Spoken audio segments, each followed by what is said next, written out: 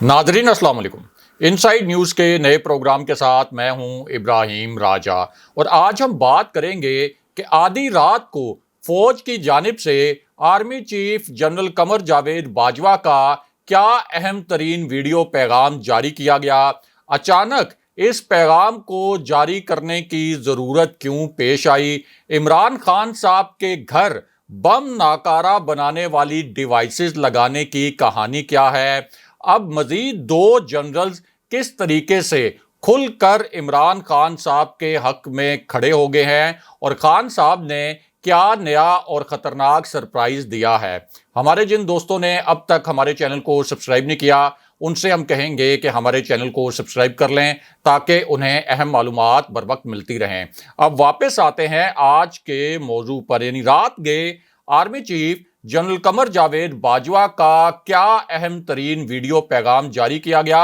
और बनी गाला में 70 मिनट तक क्या कुछ होता रहा। सबसे पहले आपको फौज और शहबाज शरीफ के मुतल्लिक एक वायरल वीडियो से आगाह करते हैं। इस वीडियो से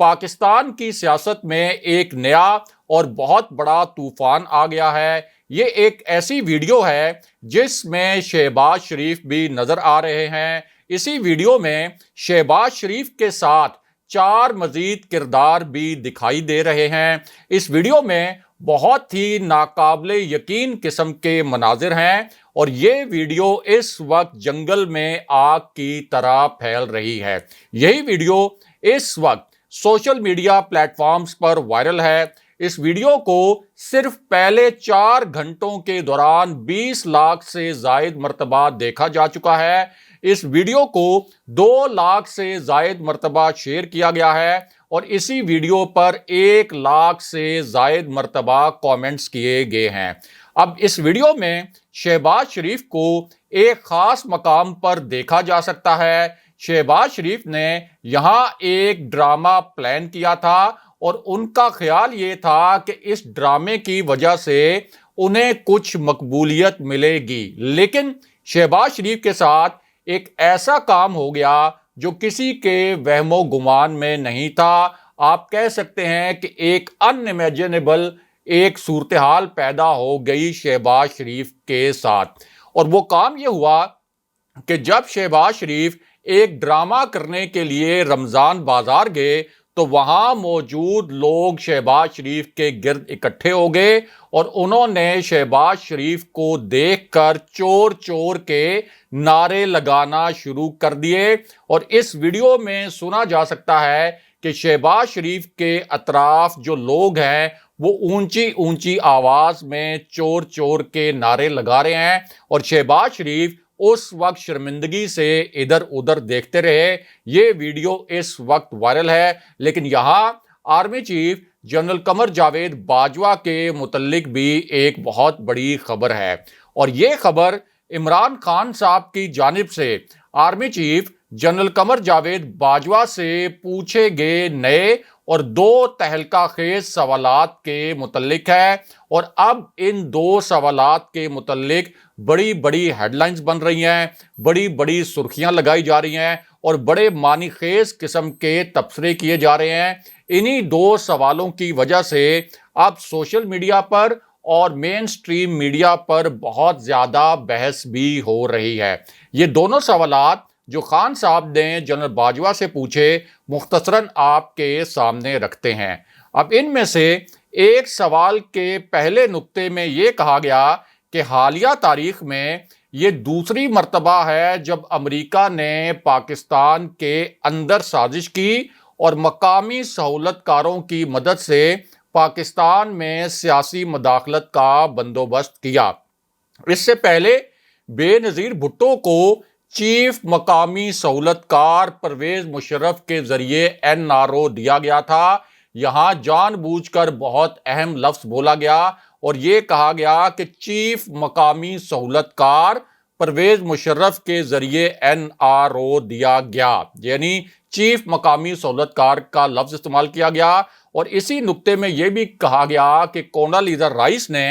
अपनी किताब के सफ़ा 472 472 नंबर सफ़े पर امریکی دباؤ کے تحت دیے جانے والے NRO کا اعتراف بھی کیا تھا، لیکن یہاں دوسرا سوال بہت تلخ اور دھماکہ خیز تھا۔ دوسرا سوال یہ کیا گیا کہ اب امریکہ نے پھر مقامی سہولت کار کے ساتھ مل کر عمران خان صاحب کے خلاف سازش کی، کیونکہ عمران خان نے امریکہ کا دباؤ کئی محاذوں پر مسترد کیا اور اسی وجہ سے اب پاکستان میں ضمانتوں پر موجود مجرموں کی ایک حکومت بنائی گئی ہے۔ لیکن سوال یہ ہے کہ ہر کوئی یہ جاننا چاہتا ہے کہ PTI کے اتحادیوں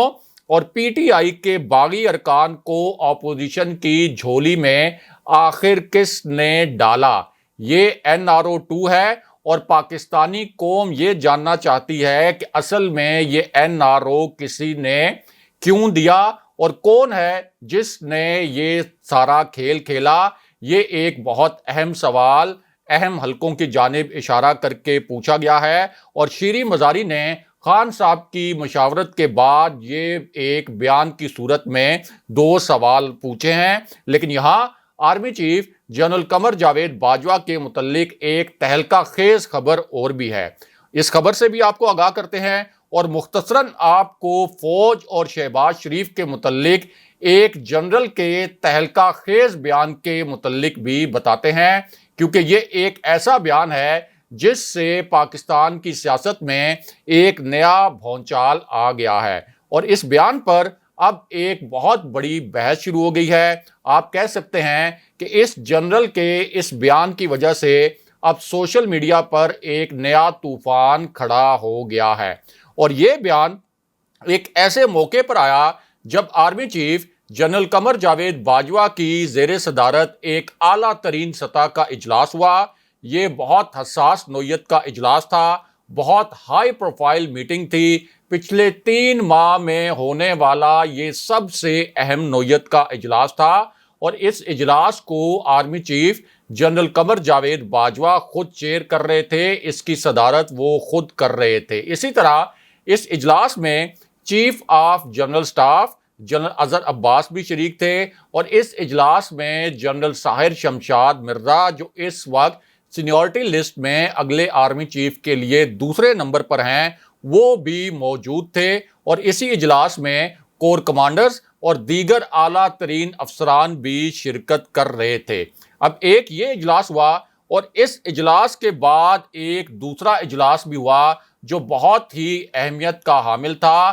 اور اسی اجلاس کے بعد ایک جنرل کا تہلکہ خیز بیان آ گیا ہے۔ اس بیان کے 3 اہم نکات انتہائی مختصر طریقے سے آپ کے سامنے رکھتے ہیں۔ اب اس جنرل کے بیان کے پہلے نقطے میں یہ کہا گیا کہ جتنا پریشر ڈل چکا ہے، لانگ مارچ سے پہلے الیکشن کا حل نکل آئے گا۔ یعنی جس طریقے سے عوام خان صاحب کے ساتھ کھڑے ہوئے، جس طریقے سے اداروں سے ناراضی کا اظہار کیا عوام نے، اب اتنا دباؤ ڈل چکا ہے کہ لانگ مارچ سے پہلے ہی الیکشن کا اعلان ہو جائے گا۔ انہی جنرل صاحب کا دوسرا نقطہ یہ تھا کہ عمران خان پر سی پیک بند کرنے کا الزام لگانے والوں نے خود سی پیک اتھارٹی ختم کر دی، یعنی شہباز شریف کی جو امپورٹڈ حکومت ہے اس نے سی پیک اتھارٹی کو ختم کر دیا ہے۔ اب بتایا جائے کہ امریکی ایماپ پر چلنے والے غدار کون ہیں۔ لیکن تیسرا نقطہ جنرل صاحب کا انتہائی دھماکہ خیز تھا، آپ کہہ سکتے ہیں کہ سب سے اہم نقطہ یہی تھا، اور اس نقطے میں جنرل صاحب نے اپنی قیادت کی طرف اشارہ کرتے ہوئے یہ کہا کہ جو آپ کو قبول نہیں آپ نے اسے ہٹوا دیا، جو عوام کو قبول نہیں آپ نے اسے اقتدار دلوا دیا۔ کیا یہ کھلا تضاد نہیں ہے؟ یعنی عمران خان آپ کو قبول نہیں تھا، اپنی قیادت کی جانب اشارہ کرتے ہوئے کہا کہ عمران خان آپ کو قبول نہیں تھا، آپ نے عمران خان کو ہٹوا دیا، اور جو لوگ عوام کو قبول نہیں ہیں یعنی شہباز شریف اور ان کا ٹولہ، انہیں اقتدار دلوا دیا گیا۔ لیکن اس کے بعد جنرل فیصل مشتاق صاحب نے چوتھا اہم ترین نقطہ بھی بیان کیا، اور وہ نقطہ یہ تھا کہ عوام کی نبض پر ہاتھ رکھو اور جلدی فیصلہ کرو۔ اب یہ بھی وہ اپنی قیادت سے کہہ رہے ہیں کہ عوام کی نبض پر ہاتھ رکھیں کہ عوام اس وقت کیا چاہتے ہیں، کس طرح سے نئے الیکشن کا انعقاد چاہتے ہیں اور جلدی فیصلہ کریں۔ اور اس کے بعد جنرل صاحب کا یہ بھی کہنا تھا کہ حمزہ شہباز اصل میں نون لیگ کا نہیں بلکہ عدلیہ کا امیدوار ہے، کیونکہ جس طریقے سے عدلیہ کو جلدی پڑی ہوئی ہے کہ حمزہ شہباز کو وزارت اعلیٰ کا حلف اٹھوایا جائے، اس سے لگتا ہے کہ یہ عدالت کا انتخابی امیدوار ہے۔ لیکن یہاں army chief general Qamar Javed Bajwa کے متعلق ایک بہت بڑی اور اہم خبر اور بھی ہے، کیونکہ آدھی رات کو فوج کی جانب سے ایک ہنگامی پیغام جاری کیا گیا ہے۔ اس طرح کے پیغامات جاری کرنا بہت غیر معمولی عمل ہے، بہت ریئر ہے، اور عموماً اس طرح کے پیغامات اتنی ایمرجنسی میں جاری نہیں کیے جاتے۔ اب یہ جو ویڈیو پیغام جاری کیا گیا ہے اس کی ٹائمنگ بہت زیادہ اہم ہے، اور یہ پیغام ایک ایسے نازک وقت میں جاری کیا گیا جب عمران خان صاحب کو ایک بہت ہی اہم نوعیت کا میسج پہنچایا گیا تھا۔ یعنی خان صاحب کو بنی گالہ میں ایک بہت اہم نوعیت کا میسج پہنچایا گیا، اور یہ پیغام ایک ایسے پیغام رساں کے ذریعے بنی گالہ پہنچایا گیا جس کا سیاست سے تعلق نہیں۔ یعنی اس سے پہلے جو پیغام رسانی ہوئی تھی خان صاحب کے درمیان اور اسٹیبلشمنٹ کے درمیان، وہ پرویز خٹک کے ذریعے ہوئی تھی، اس کے ساتھ ساتھ شیخ رشید کے ذریعے ہوئی تھی، اور کچھ پیغامات فواد چودھری کے ذریعے بھی بھجوائے گئے تھے راولپنڈی، اور پھر راولپنڈی سے کچھ پیغامات آئے تھے اسلام آباد۔ لیکن یہ پیغام ایک غیر سیاسی شخصیت کی جانب سے عمران خان صاحب کو بنی گالہ پہنچایا گیا، اور خان صاحب کے سامنے آپ کہہ لیں کہ ایک درخواست کی صورت میں ایک آپشن رکھا گیا، اور یہ کہا گیا خان صاحب سے کہ آپ اس درخواست پر ضرور غور کریں۔ اور یہ میسج ایک ایسے وقت میں پہنچایا گیا جب پشاور، کراچی اور لاہور میں خان صاحب نے ریکارڈ توڑ جلسے کرنے کے بعد